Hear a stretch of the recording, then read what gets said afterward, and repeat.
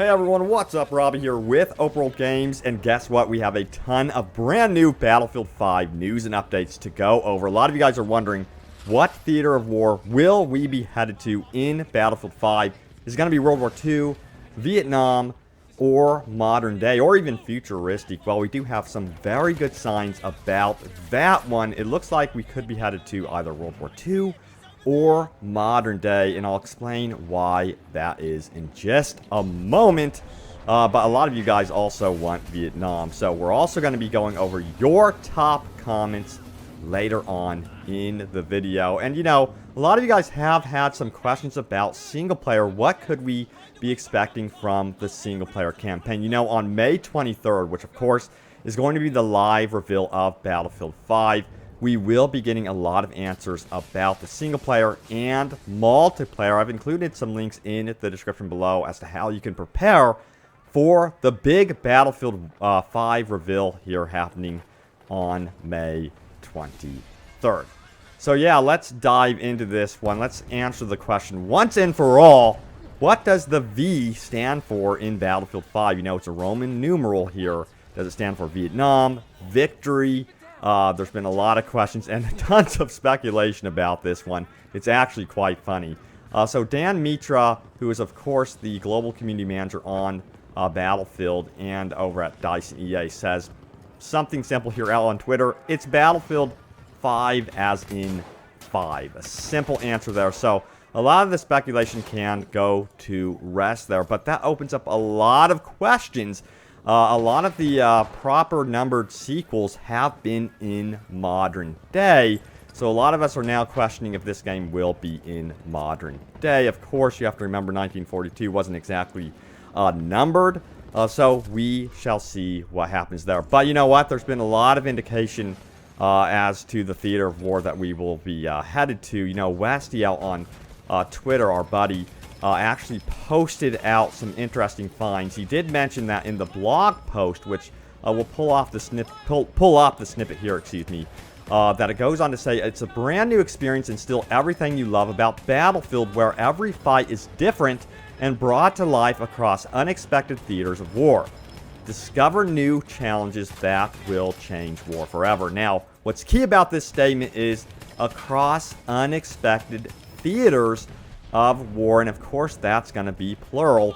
So I think that kind of kills the theory that the V stands for Vietnam and that we would be headed to Vietnam. I don't think that is going to be the case here for Battlefield 5, simply because we're dealing with multiple theaters of war. Now that does open the possibilities more so for World War II and of course modern day. Which one would you like to see, modern day or World War II? You know, World War II has a ton of potential for Battlefield 5, and they did confirm that this game is going to be much larger in scale compared to even Battlefield 1, and they were also speaking about operations in their blog post as well. So yeah, either way, I am super hyped if it's going to be World War II or, of course, you know, modern day. The thing about modern day that I will say that I do love is the potential with the weapons. You know, there's a lot of potential with the upgrades and the progression path for just your weapons. We saw a lot of good things from Battlefield 4 in that regard. Now, again, a lot of you guys also had some questions about that single player campaign. Yes, it has been confirmed that we will be getting war stories. This was posted in their blog post. They said that war stories will be returning to the single-player campaign. And, you know, it was pretty cool how they did war stories in Battlefield 1. The one that I liked in particular, and I felt like it could be its own spin-off game, an entirely new game, was Friends in High Places. I was actually showing off some of that right here. This was an amazing war story in Battlefield 1, and I kind of wish they would have just went all in with the pilot story. I was kind of disappointed when it ended. It had such a cool plot twist at the end there as well. Let me know if you want to see like a fully fleshed out game about a pilot like this one. You know, Crimson Skies, that's a classic Xbox game. I loved that game. Wouldn't mind seeing something like that in the future. I feel like there's a ton of potential actually there. But yeah, War Stories is going to be returning, and you know, why would they go for War Stories again? Some of you may be wondering. Well, there's a lot of potential to train players in the single player for what's coming up for the multiplayer. They did that very well with the Battlefield 1 War Stories, where you kind of learned how the tanks controlled through the tank operator story arc. And then, of course, you learned how to fly in Friends in High Places. So that's one reason they would want to go after War Stories. And, you know, it wouldn't make sense for one soldier to be specializing in all of these different things. That just does not make any sense. But a lot of good stories are told from one perspective, I will say. So I really do hope that this is a fleshed out experience in terms of the story. Maybe they can connect it a little bit better. But what I'm mostly excited for, if it does end up being World War II, and it seems like a lot of the clues and signs are pointing towards either World War II or modern day at this point. More so, I think, World War II than anything else, if I can be honest with you guys, because of other rumors from Eurogamer and the like. But we could expect to see a war story around a bomber crew. Can you imagine flying around in the B-17 flying fortress? That would be absolutely badass and an amazing experience for sure. I do remember one of the Call of Duty games actually did have a really cool mission where you were actually roaming around the flying fortress inside. So I see a lot of potential there, and you know, I would expect things like that to end up in multiplayer, of course, a flying fortress, if it does end up being World War II. A lot of potential for World War II still.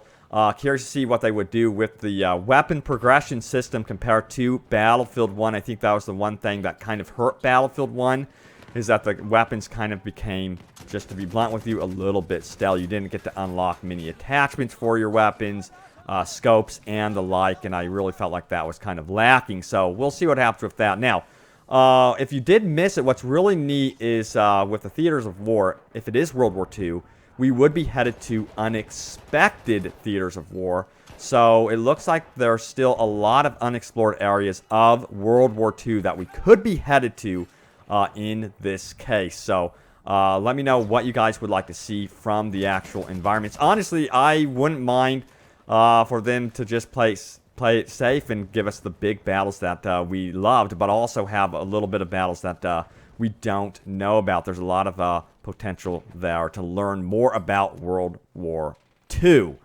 Now, one thing I wanted to mention to you guys, for me personally, this is something that I've always wanted to see for War Stories or for the single-player campaign for Battlefield, especially if they took the World War II theme, is an Inglourious Basterds take on World War II from, you know, the perspective of, you know, the Resistance or something like that.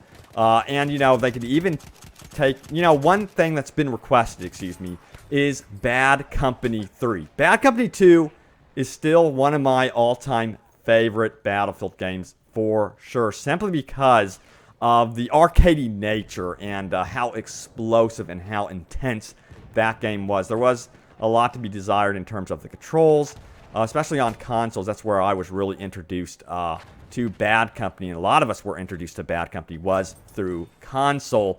But yeah, they could kind of take the Inglourious Basterds theme and meld it into World War II very, very well, and basically have like a Bad Company storyline in World War II, and I would absolutely love this. It would be fantastic. I remember the Borderlands team was actually working on, like, I think it was called Furious 4 or something like that, that never came to be. I'm still gutted by that. So much that they could do with, like, an Inglourious Basterds Furious 4 storyline, but that's something I would like to see, and they could even open it up to co-op play. But yeah, do you guys want to see something where they don't take themselves too seriously? That's why, again, Bad Company was so immensely popular.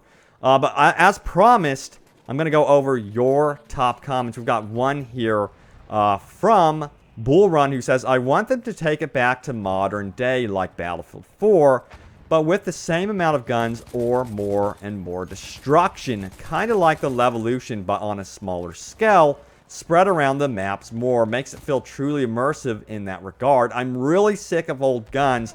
We want modern shooters, and I do hear you on that one. You know, again, I go back to this post here from Dan Mitra. This is definitely very interesting. Battlefield 5 as in 5. So he's basically saying, guys, just read it as it is. It's a true, proper Battlefield sequel. And again, when I think of that, I think of modern day.